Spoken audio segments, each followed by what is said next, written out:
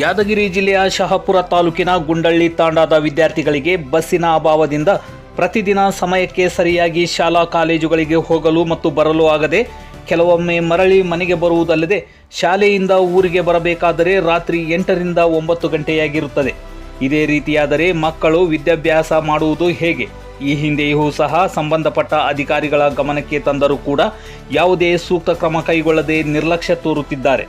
ಕೂಡಲೇ ಸಂಬಂಧಪಟ್ಟ ಅಧಿಕಾರಿಗಳು ವಿದ್ಯಾರ್ಥಿಗಳಿಗೆ ಸಮಯಕ್ಕೆ ಸರಿಯಾಗಿ ಹೆಚ್ಚಿನ ಸಂಖ್ಯೆಯಲ್ಲಿ ಬಸ್ಗಳು ಗುಂಡಳ್ಳಿ ತಾಂಡಾದ ಕ್ರಾಸಿನಲ್ಲಿ ನಿಲುಗಡೆಯನ್ನು ಕೊಡಬೇಕು ಎಂದು ತಹಸೀಲ್ದಾರರ ಮೂಲಕ ಜಿಲ್ಲಾಧಿಕಾರಿಗಳಿಗೆ ಮನವಿಯನ್ನು ಸಲ್ಲಿಸಿದರು.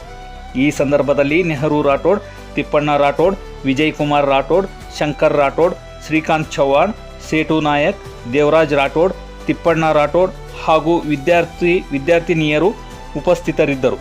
ವರದಿ ಅವಿನಾಶ್ ಚಿನ್ನ ರಾಠೋಡ್, N+ ನ್ಯೂಸ್, ಯಾದಗಿರಿ.